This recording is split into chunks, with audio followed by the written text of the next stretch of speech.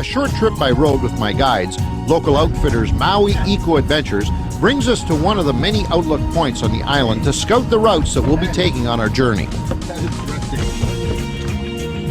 So this is Honolulu Bay, the one we were telling you about on the way up here. Wow. After the hike today, we'll go up there, have a little breakfast, do our hike, get a nice little workout for your legs, and then we can come out here and get a nice upper body workout with a kayak. When we're done, the kayaks will be waiting right down here in Kapalua Bay. This is Honolulu Bay right here. Kapalua Bay is 2 more bays down. And is the diving done on all these points? Is that the deal? Yeah, the deal is we'll come out to this point called Havea Point, and that's where we're going to do the majority of our dive today. Good chance of seeing turtles today. It's a tough job, isn't it? It's, you know, it's horrible. You guys are got to really. It's hard. I mean, we wake up every morning and go, I gotta go to work. Please don't make me go. It's rough. Another day at the office. You know, that is it's part of being an adventure guru. Yeah, okay, we won't even get into that guru business. Now, is this normal to have it this flat? Yeah, as we get into the summer month, this swell is going to mellow out here. In the winter, this is a world-class surfing bay right here. Okay. So we couldn't dive down here in the winter, but in the summertime, it's just like a swimming pool down here. You can look right into the reef. The coral reef, this is actually a marine preserve. It's the Mokuleia Marine Preserve, and that encompasses both Honolulu Bay as well as Mokuleia Bay, the next cove down.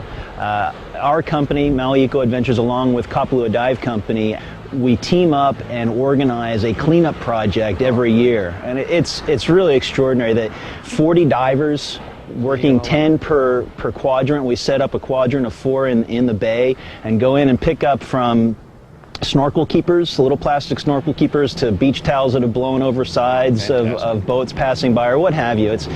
It's really an enlightening experience to be able to give back to the environment that gives so much to us. I got to ask you though, how does one becme an adventure guru? Years of practice. Years of practice to be a guru. It's not easy. Do you think I got the stuff or what? Oh yeah, a couple years of practice. I can hike too, guys. You gotta hang with us for a while. We'll wear you. All right, you haven't seen me hike yet. That's true.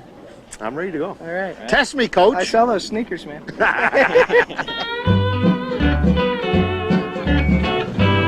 And I didn't know if you were aware of it or not, but pineapples don't grow in trees. Actually, I thought they did, see? to be honest with you. A lot of people ask that, and they don't. They're actually a type of bromeliad, and they grow out of the ground. Next, you're going to tell me all these plants that we're driving by are pineapple, right? Yeah, they look like little cactus, don't they? They actually, those are just the crowns of pineapples that were twisted off the top of the plant.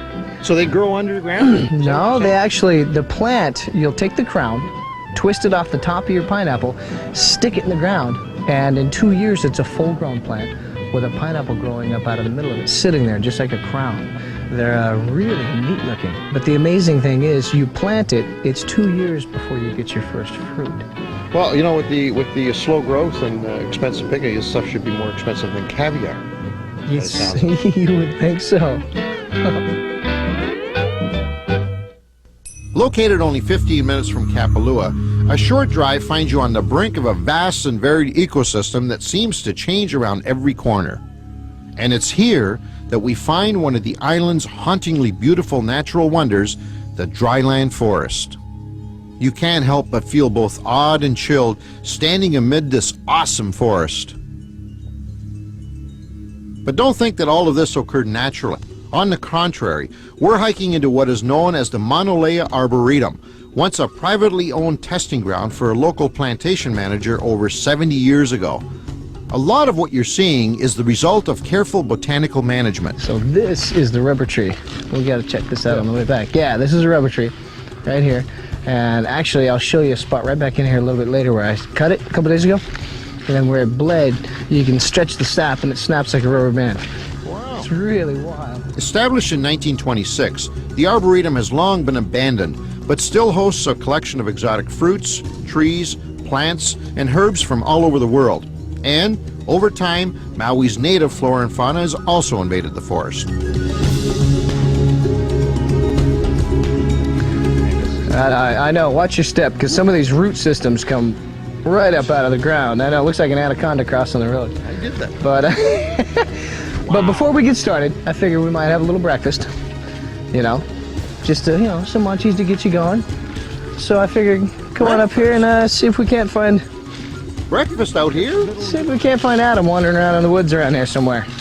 He's usually around here somewhere. Morning. How are you doing? What's this all about? Is this a normal part of what you guys do? Absolutely. Why not? No kidding. Yeah, why not hiking comfort? Fantastic. We try to make sure that you have plenty of energy, well fed, some of the finest fruits available. Pineapple, obviously. No shortage of pineapple here. All the pineapple on the way up. Sure. What are we standing between, guys? Obviously, you picked this spot for a reason, so. Yeah, there's hundreds of varieties of ficus out here. This is just one of them. As you look around, this is just the beginning. Some enormous trees. The amazing thing is, the majority of these trees we're standing under are under 70 years old. So you look at a tree this size and you think it's 100 or more years old. But trees grow so rapidly in Hawaii that just like this, they have a year-round growing season. So they might, in 10 years, get the size that they might in 20, 30, 40 years somewhere else that has a winter to the next. What sort of elevations are we going to be coming through today? Not too much. It'll change a little bit. Yeah. We're gonna maybe gain 600-800 feet today, so not too much, and then back down to sea level for the kayak later. That's right. We're going to be doing kayaking. Yeah, that is absolutely phenomenal wild. Combination. Turf then surf. Turf and surf. Yeah, why not? I understand you're going to go ahead and meet us a little bit later on. That's right. I'm going to go catch a wild boar or turkey or something like that. You know what? Nothing would surprise me with you guys.